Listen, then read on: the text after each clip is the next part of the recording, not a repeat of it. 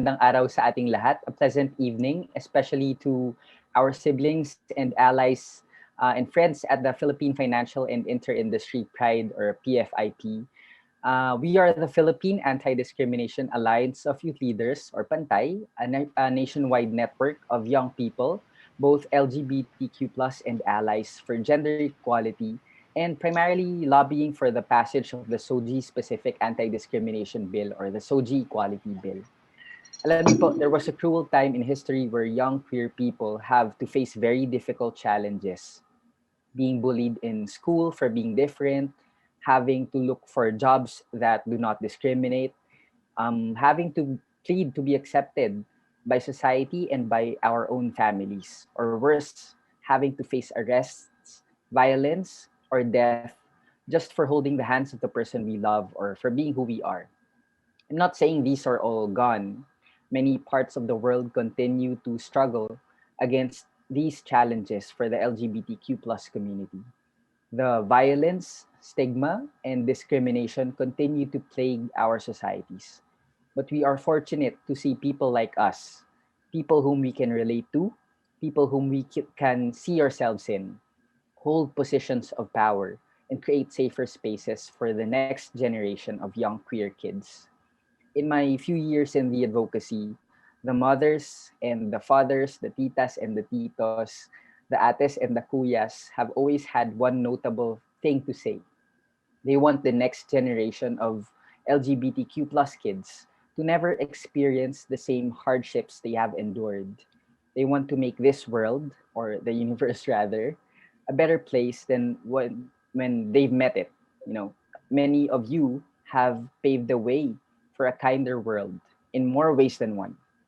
From educating our peers on what SOGI-SC is, to influencing our parents and families why all people deserve equality and respect.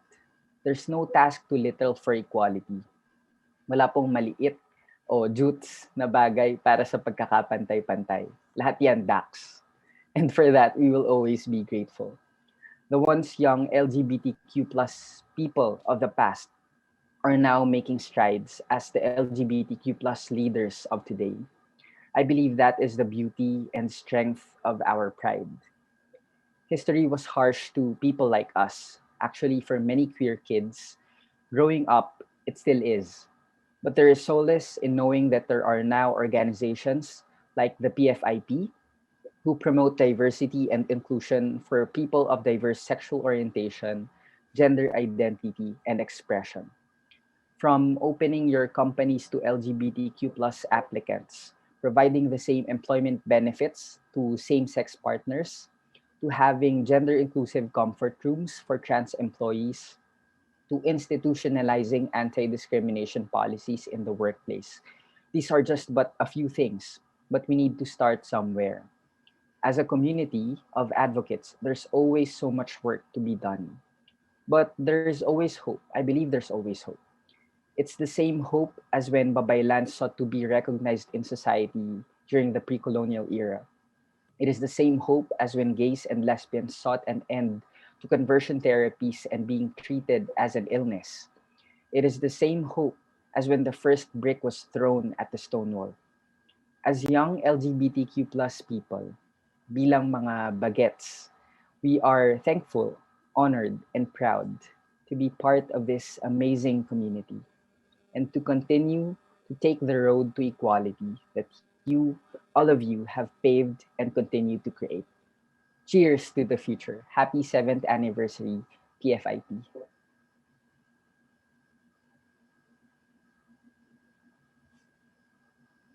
Hi, my name is Dr. Quizon, and when I was asked to do this keynote speech, uh, it got me really thinking what I should really look forward to in the workplace.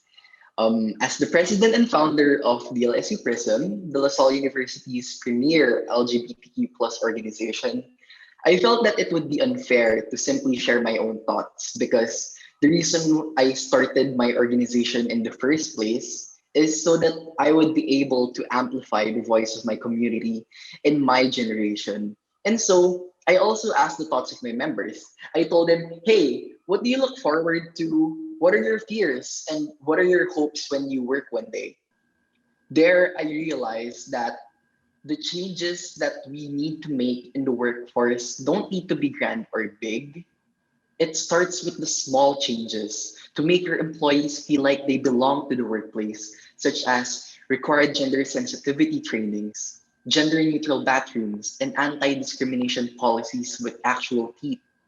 These small changes are a big deal for each of us in the community because these changes are safeguards for us against discrimination and abuse. A trans woman in PRISM who had experience working before told me that applying for jobs give her anxiety because she fears that she would get discriminated by the HR department.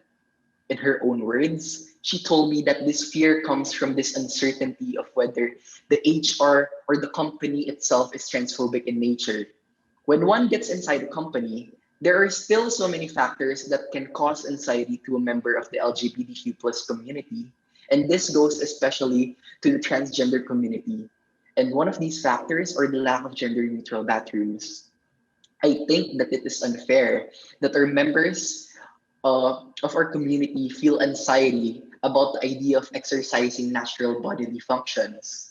A gender neutral bathroom promotes inclusivity and diversity and is a great deterrent against instances where the LGBTQ plus community would be discriminated upon because of their gender expression. Which is why gender sensitivity trainings are really needed because there are still so many people that have so much more to learn about our community and how to be more respectful and inclusive. Though some people might say that gender sensitivity trainings would cause people to give the LGBTQ plus community the special treatment, it's really wrong because it's not about special treatment. It is about reconditioning and reclaiming how we treat the people in our society who don't conform to the heteronormative standards imposed on us. In line with this, it also helps people become more aware of how they contribute to the microaggressions members of the LGBTQ plus community experience in the workforce. It allows people to be better and police themselves when they do things that are disrespectful and insensitive. Another one of my members told me that she is not expecting much acceptance because she knows that how she presents herself is different from the way people in the workforce expect her to be. She told me that her fears, like many others, is that the way she presents herself might pose a problem with the work that she will be doing, that her peers and her bosses would belittle her efforts or abilities because of the way she presents herself. She is a lesbian with a masculine gender expression. Hearing this made me sad because what I want my generation to expect when they work one day is this excitement to share their skills to help a company grow as their professional careers blossom, not fear that their skills and abilities they spent years honing will be belittled because of their identity. In order to combat this, I hope that more companies will enforce anti discrimination policies that have actual teeth in them so that offenders will really be punished. This, in turn, is a good deterrent to safeguard the community from the discrimination and abuse and will also create an image of inclusivity and diversity in a company. In this day and age, the LGBTQ plus community don't need people who tolerate us because this tolerance may also mean silence when we are discriminated by our workmates and bosses. We need people who are willing to be allies in a society that sees us and treats us as deviants. What we need are people who are willing to make the hard choices and have these hard conversations with other people so that we may be able to create a more inclusive and diverse society. Thank you for having me, PFIP. Thank you.